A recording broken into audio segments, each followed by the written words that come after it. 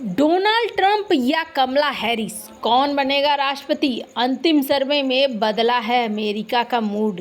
जानेंगे क्या चल रहा है यहाँ पे। तो वहीं दूसरी तरफ भारत और चीन ने मिलकर रूस के लिए एक बड़ा काम कर दिया है, रोक दिया है यूक्रेन को। जानेंगे जियोपॉलिटिक्स में क्या कुछ चल रहा है। हमेशा की तरह जानने को मिलेगा बहुत कुछ। आइए जानते हैं इन खबरों को विस्तार से। अमेरिकी राष्ट्रपति चुनाव में 2 हफ्ते से भी कम समय बचा है और द न्यूयॉर्क टाइम्स और सिएना कॉलेज की तरफ से करवाए गए लेटेस्ट और अंतिम राष्ट्रीय सर्वेक्षण में अमेरिकी उपराष्ट्रपति और डेमोक्रेटिक राष्ट्रपति पद की उम्मीदवार कमला हैरिस के लिए चिंताजनक संकेत दिखाई दे रहे हैं। नवीनतम सर्वेक्षणों में कमला हैरिस को पूर्व राष्ट्रपति डोनाल्ड ट्रंप के मुकाबले पिछड़ता हुआ दिखाया जा रहा है। ये आंकड़े कमला हैरिस के चुनाव अभियान के लिए चिंताजनक हो सकते हैं, क्योंकि इसी संस्था की तरफ से दिए गए पिछले सर्वेक्षण में कमला हैरिस को ट्रंप के खिलाफ 3% ज्यादा अंक दिए गए थे। लेकिन नए सर्वेक्षणों में संभावना जताई गई है कि पॉपुलर वोटिंग जो 5 नवंबर को होने जा रही है, उसमें डोनाल्ड ट्रंप जीतते हुए नजर आ रहे हैं। अगर ये भविष्यवाणी सच साबित होती है तो डेमोक्रेटिक पार्टी पिछले 4 चुनावों के बाद पहली बार लोकप्रिय वोट खो देगा। इस मामले में पार्टी का रिकॉर्ड शानदार रहा है और डेमोक्रेट्स ने पिछले 8 चुनावों में 7 में लोकप्रिय वोट जीता है। हालांकि अमेरिका में राष्ट्रपति कौन बनेगा, इसका फैसला इलेक्टोरल कॉलेज से होता है। अगर कोई उम्मीदवार पॉपुलर वोट में जीत भी जाता है और वो 270 इलेक्टर्स का समर्थन हासिल नहीं कर पाया तो वो चुनाव को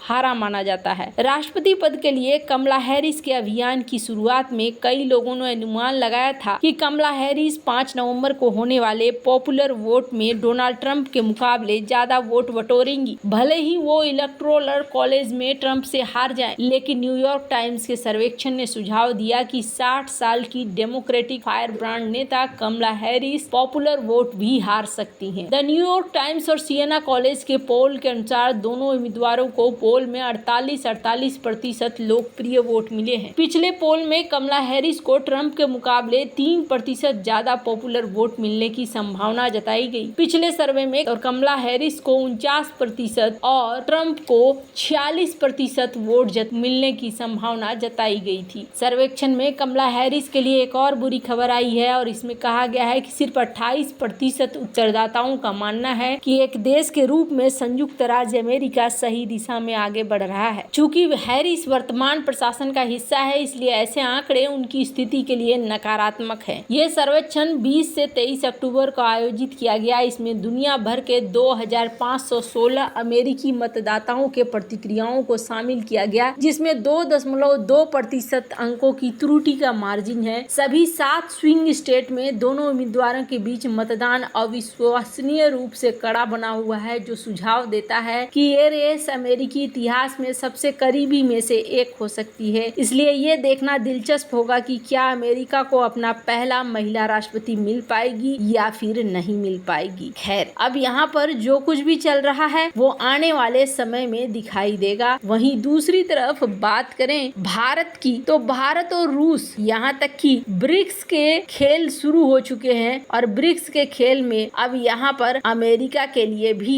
एक चौंकाने वाली खबर आई है। दरअसल यूक्रेन क्या चाहता था? यूक्रेन काफी लंबे समय से चाह रहा था कि FATF रूस को ब्लैकलिस्ट कर दे। रूस को FATF की ब्लैकलिस्ट में शामिल करवाने का यूक्रेन का प्लान एक बार फिर फेल हो गया है। यूक्रेन ने अपने पश्चिमी दोस्तों की मदद से रूस को मनी लॉन्ड्रिंग संबंधी नीतियों को लेकर अंतर्राष्ट्रीय प्रतिबंध सूची में शामिल करने की कोशिश की थी। इस कोशिश को भारत, चीन, सऊदी अरब और अफ्रीका सहित कई देशों ने नाकाम कर दिया है। इन देशों ने रूस का साथ दिया है और यूक्रेन के प्रतिबंध लगाने की मांग को खारिज कर दिया है। पेरिस में अंतर्राष्ट्रीय वित्तीय अपराध निगरानी संस्था FATF में इस सप्ताह हुई चर्चाओं की जानकारी रखने वाले 2 सूत्रों ने बताया कि ब्राजील भी उस समूह में शामिल है जिसने प्रस्ताव को खारिज कर दिया है। एक सूत्र ने बताया कि रूस को बाहर करने के यूक्रेन के प्रस्ताव को और सबूत जुटाने के लिए टाल दिया गया है। FATF के सदस्य देशों में ब्रिटेन, फ्रांस, जर्मनी, संयुक्त राज्य अमेरिका समेत दुनिया की कई अन्य प्रमुख अर्थव्यवस्थाएं शामिल हैं। रूस पर प्रतिबंध वाले प्रस्ताव के फेल होने पर पश्चिमी देशों ने टिप्पणी करने से इनकार कर दिया है। वहीं FATF ने कहा है कि शुक्रवार को अपनी पूर्ण चर्चा समाप्त होने के बाद उसे ग्रे और ब्लैक लिस्ट वाले देशों को अपडेट पार्टिसिपेट करना था। FATF ने पिछले साल रूस की सदस्यता को निलंबित कर दिया था, जिसमें कहा गया था कि यूक्रेन में मॉस्को का युद्ध संगठन के सिद्धांतों का उल्लंघन करता है। यूक्रेनी सरकार ने तर्क दिया है कि रूस अंतरराष्ट्रीय वित्तीय प्रणाली के लिए एक बड़ा खतरा है। उसने ये भी कहा कि रूस के FATF में ब्लैकलिस्ट हुए दोनों देशों ईरान और उत्तर कोरिया के साथ घनिष्ठ संबंध है। यूक्रेन के तर्कों में ये भी शामिल है कि रूस पिछले 3 वर्षों से उनकी जमीन पर लगातार युद्ध अपराध में शामिल है। उसके इस प्रस्ताव में रूसी राष्ट्रपति व्लादिमीर पुतिन के खिलाफ अंतरराष्ट्रीय आपराधिक न्यायालय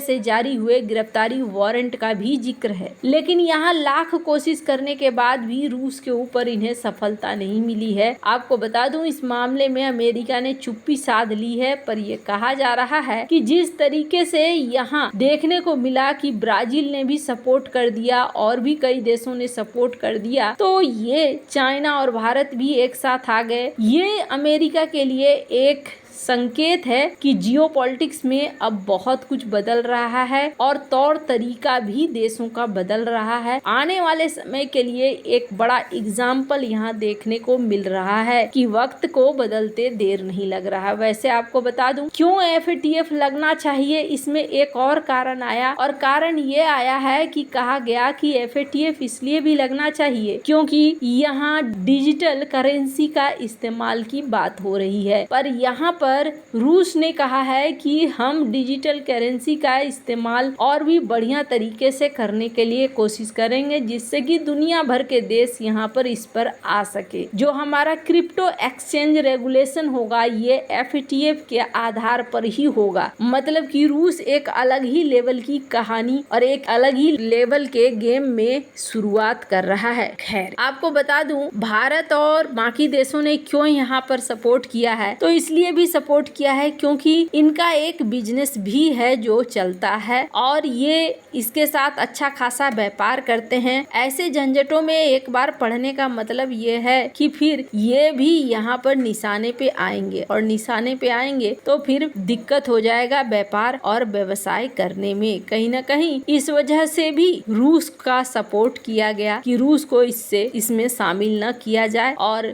वो ब्लैक लिस्ट न हो। अब रूस आगे किस रफ्तार से बढ़ेगा वो देखने वाली बात होगी। स्क्रीन पर आप देख सकते हैं FATF का रिएक्शन। हालांकि ब्रिक्स का जो सम्मेलन हो रहा था उसमें बहुत ज्यादा बातें हो रही थी। किस चीज की बातें हो रही थी? ये बातें हो रही थी कि कैसे ट्रांजैक्शन के रूप को बदला जाए। वैसे में भारत ने भी यहाँ UPI को सामने रखा है और भारत UPI के जरिए और भी देशों में फैलना चाहता है। ये बात भारत ने भी यहाँ पर कही है। वैसे आपको क्या लगता है? इन सब मामले में आपकी क्या राय है? कमेंट कर जरूर बताएं। जल्द मिलते हैं अगले वीडियो में नई खबर के साथ।